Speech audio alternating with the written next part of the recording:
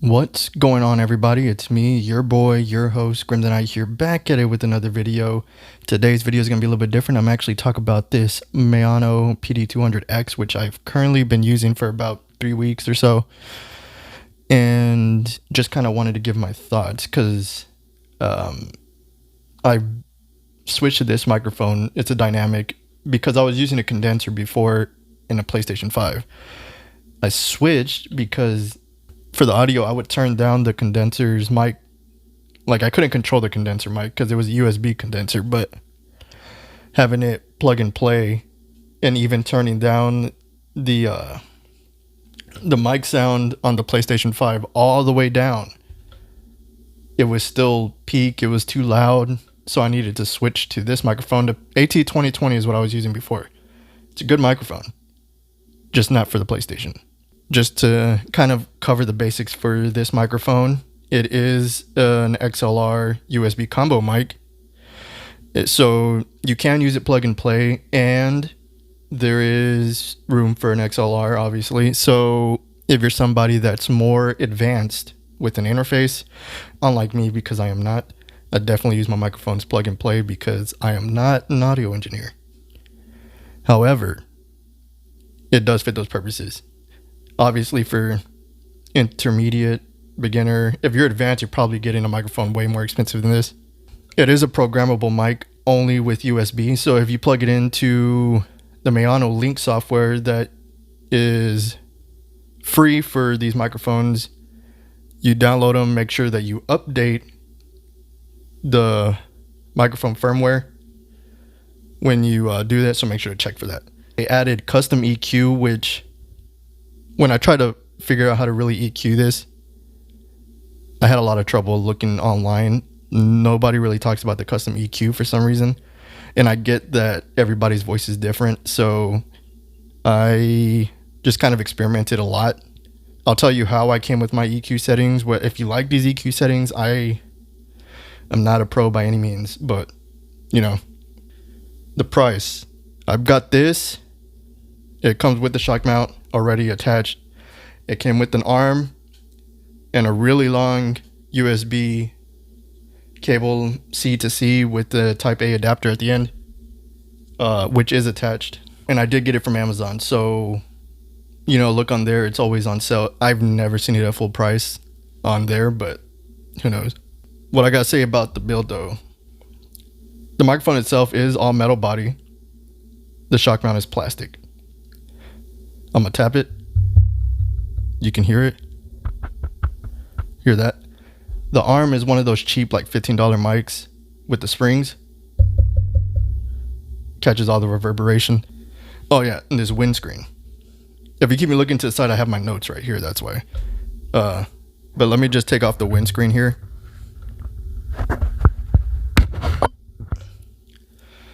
This is what it sounds like without a windscreen. Pop, pop, pop, pop. The windscreen. It's pretty thick, actually. But I'm going to slide that back on. You're probably going to hear this. Anyways, there is RGB that can be controlled on the back. There's a button on the bottom. You can probably hear the clicking also. Sound-wise, out of the package, it's very, very flat. Pretty muddy, though. The deeps are very deep. In the EQ settings, which I'll show you in a bit, I actually will disconnect the microphone and plug it to a computer so I can show you the EQ settings that are programmable. By the way, you can program it with the USB. When you switch to XLR, it will not keep those programming settings to the XLR, only through USB. I should point that out. However, if you're using XLR, you're probably using a whole different software to EQ your stuff anyways, so it's not a big deal. Also, I keep looking over here because I never talk into a face cam. Also, there is a headphone jack, which is how I'm using here. I can hear myself. The recorded audio isn't really 100% what you're hearing completely. I've noticed this. It's always a bit brighter. And if it sounds decent here, it's probably going to sound better in the recording. Here, you can hear a lot more of the plosives as well as the S's, the harsh the harshness, that is not as bad as when you hear it back in the recording. Just so you know. So now I'm gonna go ahead and plug into the computer, and I'm gonna show you how the Maono Link looks like. Now I'm gonna plug into the computer, and I'm gonna show you how the Maono Link software looks like, what my EQ settings are. I won't really be able to show you because I'm recording with my phone, by the way, which is a Samsung S23 FE. So you won't hear the different settings or anything in there, but I can just at least show you. I keep pointing at my PlayStation, but the computer is right there. It's like just cheap computer, but when you look in it, you'll see what I'm talking about.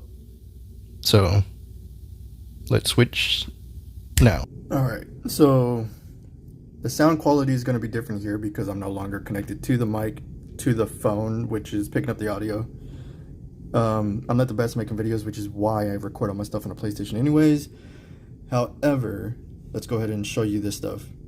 So, standard. You have your gain. I have mine set to 80. Your headphone volume. By the way, you can't adjust the mix that you're hearing from audio coming in from a separate source to what you're hearing through your mic. It's all one volume. Just can't change that. You have deep, original, neutral, legacy. Deep, it's too deep for me, especially for my voice. Original, I think, is better if you're planning on just sticking with the standard. The legacy, I don't like the way it sounds, I'm gonna be honest. Brightness, I keep mine at 60, otherwise it's too bright. Green, you can pick your colors here, there's no like custom color here. Now let's switch over to advanced. I'm using custom. Here we got flat. Flat, I guess you can use flat if you're using a separate, you know, EQ software or anything like OBS or whatever. High pass filter gets rid of your lows and the rumbles, but I feel like it's a little artificial sounding, like too artificial sounding to me. Presence boost, it's like flat but louder, but whatever. High pass and presence boost, again, this is probably the better one of the two. This is going to get rid of your rumbles, but it's still going to make you louder. So if you're not someone that's going to use the custom, I would suggest use the high pass filter with presence boost or the presence boost. Limiter. Your limiter settings will reset, as well as your compression will reset. If you switch from standard to advanced and back or anything like that, it'll just reset. I don't know why it does that. It does. Custom. So the way I did my custom is probably way wrong.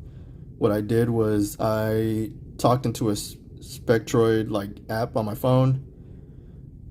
I took the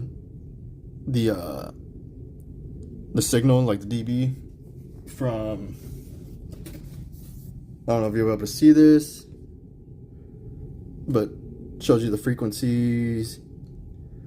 I took those frequencies, basically took the ones that's stock on the microphone and subtracted what I got through the Spectroid using absolute values and subtracted those. That's why these are negatives. And then this one's positive because this one was higher, a bigger number on the Spectroid than on the Spectroid app than what comes on the microphone, which is why it's higher.